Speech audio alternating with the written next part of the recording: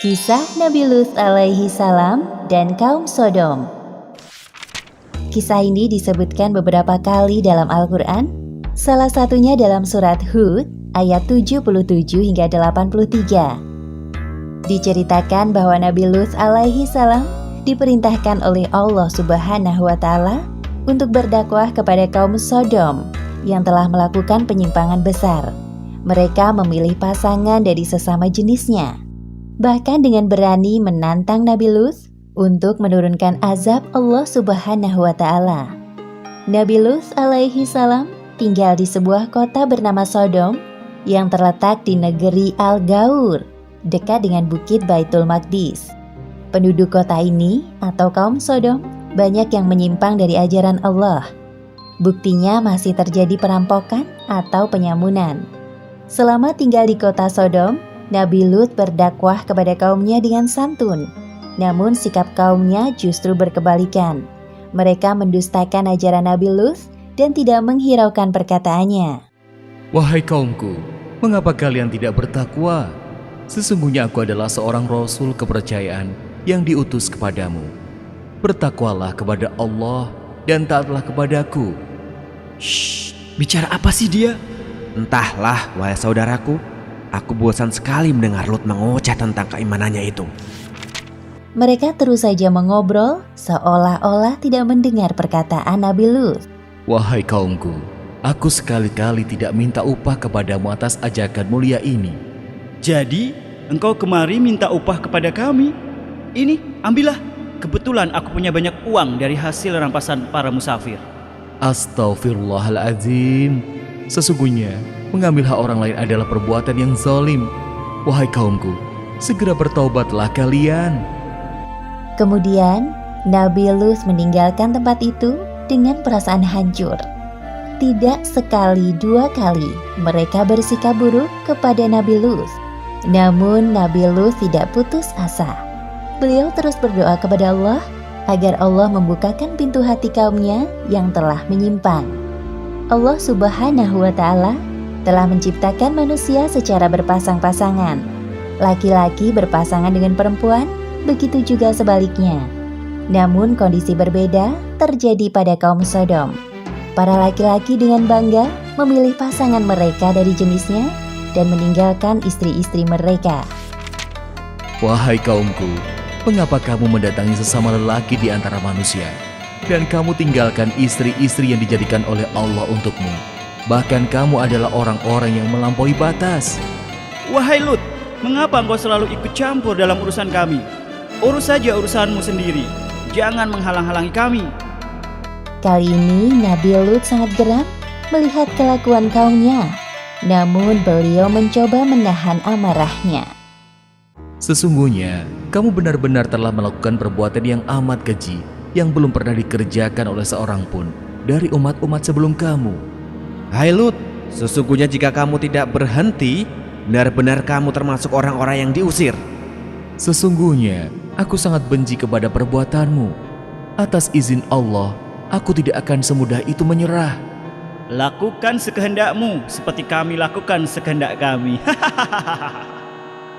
Kerusakan moral dan akhlak pada kaum Sodom ini sangat sulit diperbaiki karena mereka tidak menyertakan Allah dalam kehidupannya. Maka dengan mudah hawa nafsu mereka dikuasai oleh syaitan. Ya Allah, mengapa kaumku dengan mudah melakukan itu? Di mana akal sehat mereka? Kesedihan Nabi Lut semakin bertambah manakala menyaksikan bahwa istrinya telah melupakan Allah Subhanahu wa Ta'ala. Seperti yang disebutkan dalam Al-Quran, surat At-Tahrim ayat 10. Allah membuat istri Nabi Nuh dan Nabi Lut perumpamaan bagi orang-orang kafir. Keduanya berada di bawah pengawasan dua orang hamba yang soleh di antara hamba-hamba kami. Lalu kedua istri itu berkhianat kepada suaminya. Hanya sedikit dari kaum Nabi Lut yang mau mengikuti ajarannya. Di sisi lain, penyimpangan seksual semakin terang-terangan dilakukan. Wahai kaumku yang malang, sebelum azab Allah tiba kepada kalian, segeralah kalian bertaubat. Sesungguhnya Allah Subhanahu wa Ta'ala itu Maha Pengampun lagi Maha Omong kosong semua itu, wahai Lut. Datangkanlah kepada kami azab Allah jika kamu termasuk orang-orang yang benar. Nabi Lut tidak habis pikir dengan permintaan kaumnya. Kemudian dalam keputusasaannya, beliau memohon kepada Allah. Ya Tuhanku, tolonglah aku dengan menimpakan azab atas kaum yang berbuat kerusakan itu. Beberapa hari kemudian, datanglah 3 malaikat ke rumah Nabi Lut. Mereka menyamar sebagai manusia yang rupawan.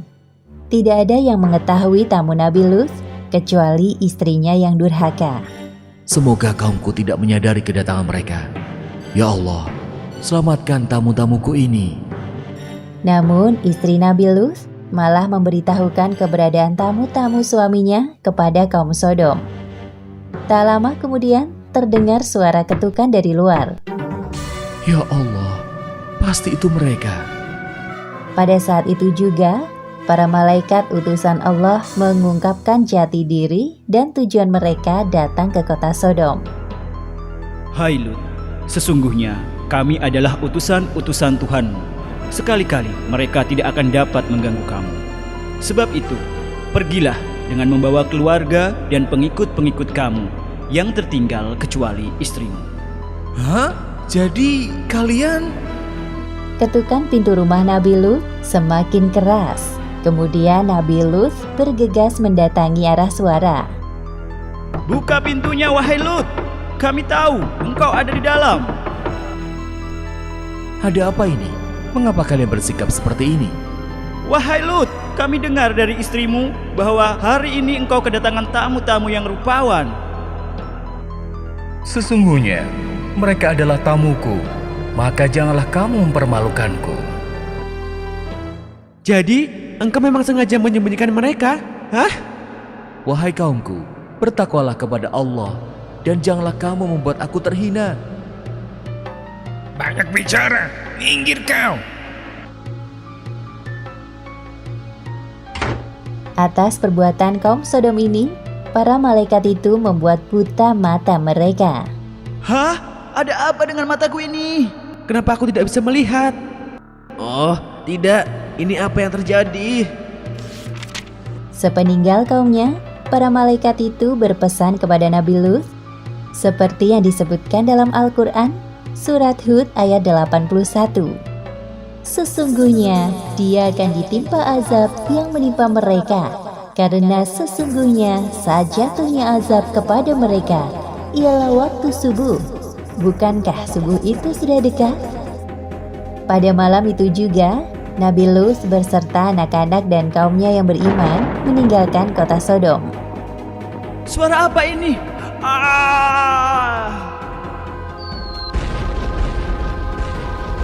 Akhirnya azab yang mereka tunggu-tunggu datang. Seperti yang disebutkan dalam Al-Quran, Surat Hud ayat 82. Maka tatkala datang azab kami jadikan negeri kaum Lut itu yang ada di atas ke bawah, kami balikkan, dan kami hujani mereka dengan batu dari tanah yang terbakar dengan bertubi-tubi. Demikianlah akhir kisah Nabi Lut dan kaum Sodom. Beberapa hikmah yang dapat kita ambil dari kisah ini. Pertama, kegigihan Nabi Lut dalam berdakwah kepada kaum Sodom patut kita jadikan teladan. Kedua, tidak sepantasnya kita menantang Allah dengan menurunkan azab. Dan ketiga, hendaknya kita menjaga diri agar tidak terjerumus dalam penyimpangan seksual. Wallahu a'lam bishawab. Assalamualaikum. Kalau teman-teman belum subscribe, yuk klik tombol subscribe warna merah.